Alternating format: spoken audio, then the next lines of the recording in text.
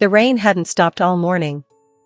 It drizzled softly, covering the city in a cold, gray curtain, washing the sidewalks and blurring car windows. In the middle of this wet chaos, just outside a large shopping mall, sat a little girl, no older than 8, hunched over a small cardboard box. Her clothes were damp, her thin arms trembling from the cold, but she held something close to her chest, a small, fluffy puppy wrapped in a torn scarf. A handmade sign rested against the box, "Puppy for sale. Please help my mom." People walked past her, heads down, umbrellas shielding their eyes from the sight. No one stopped. No one asked. No one cared. Until he did. Raymond Hale, CEO of Renvo Tech, was on a business call, pacing fast, umbrella in one hand and a tablet in the other. He was tall, sharply dressed, and known for being decisive, powerful, and, some would say, ruthless. He had just finished laying off 40 employees last week, a necessary cost-cutting measure, he called it. But as he neared the mall's entrance, his eyes caught sight of the girl. Something made him pause, her eyes. They weren't just sad. They were tired, older than they should have been, filled with quiet desperation. She looked up as he walked by, then jumped to her feet, holding the puppy out with shaking arms. "Please, sir, he's really sweet. Just $30. I need to buy medicine for my mom." Her voice was soft, hopeful. The words hit him unexpectedly. He stopped walking. Slowly, he crouched in front of her, curious despite himself. "Where's your mother?" he asked gently. The girl hesitated, then said, "She's sick at home. Ever since she lost her job, she hasn't smiled." Raymond's chest tightened. What did she do before that? She worked in an office. I think it was called Renvo something. His heart skipped. Renvo Tech? She nodded, wiping her nose on her sleeve. Yeah, they said she wasn't needed anymore. Her voice trembled. Now she can't afford her medicine. We're selling hope to get the money. Raymond looked at the puppy, tiny, shaking, with eyes full of love.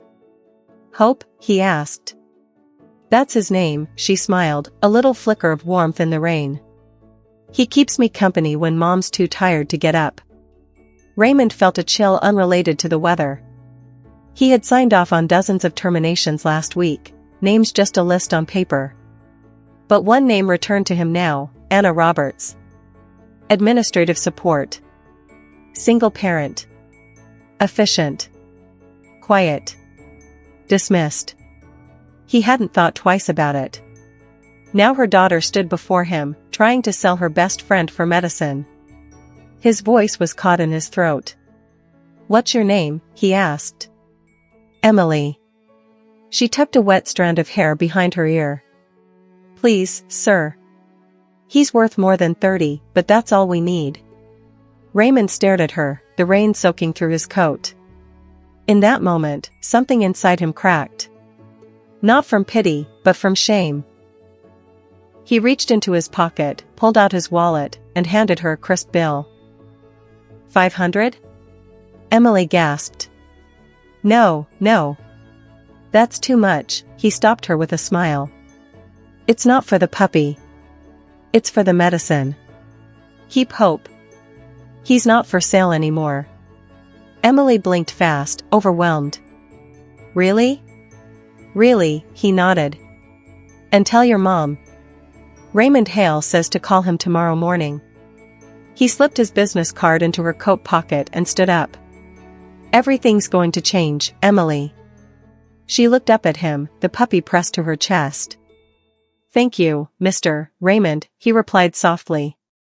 Then he turned and walked away, his heart heavier than ever. That night, Raymond didn't sleep. The weight of his decisions finally landed on him. Emily's face stayed in his mind, the eyes, the rain, the hope. And the realization that he had been building an empire while forgetting the people beneath its foundation. But tomorrow, he would begin to fix it. Not just for Emily and Anna, but for every name on that forgotten list. Raymond Hale woke up before dawn the next morning. He sat at his desk with a coffee growing cold beside him and a legal pad filled with scribbled notes and numbers. For the first time in a long while, he wasn't thinking about profits, expansion, or market dominance. He was thinking about a little girl with a wet scarf and a puppy named Hope. And about her mother, Anna Roberts, the woman he had fired with the stroke of a pen. At 9 a.m. sharp, his phone rang. It was Anna. Her voice was nervous, confused. "Mr. Hale? You asked me to call?" Raymond kept his tone warm. "Yes, Anna. I owe you an apology. I saw Emily yesterday. She's incredible." There was a pause. Then the sound of quiet sobs. "I didn't know what else to do. She's just a child. I didn't want her to suffer." Raymond felt the shame return. "You won't anymore. I want to offer you your position back.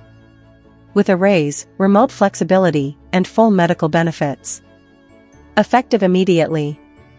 Anna gasped, unsure how to respond. I don't know what to say." "Say you'll come back," he replied. "Because we need people like you. And because no child should ever feel they have to sell their only companion for medicine." That afternoon, he met them both in person. Anna opened the door of their small apartment, her eyes red but grateful. Emily ran to him, holding Hope in her arms. "You came back." Raymond smiled and crouched to her level. "I told you I would." Emily reached into her little pocket and pulled out the $500. "This is yours, Mom says we're okay now." Raymond shook his head. "No, that's yours. You earned it. And Hope deserves a treat." Over the next few weeks, the changes came swiftly. Raymond reviewed every layoff from the previous quarter. Dozens were contacted, some reinstated, others offered support and referrals. He created a new policy: no termination without personal review and face-to-face discussion. He started walking the office floors again, learning names, listening to voices he used to ignore. But nothing changed him more than Emily. One afternoon, she sent him a drawing: stick figures under a rainbow, a man in a suit, a little girl with a puppy, and 3 words written in uneven crayon: "Thank you, Mr. Hope." He kept it on his desk. Every board meeting. Every tough decision. It reminded him why kindness mattered. That it wasn't just about being powerful, it was about being human. One day, a reporter asked Raymond about his sudden transformation. He replied, "I met a little girl in the rain. She didn't ask me for the world. Just $30 and a little bit of hope. I gave her more, but she gave me everything."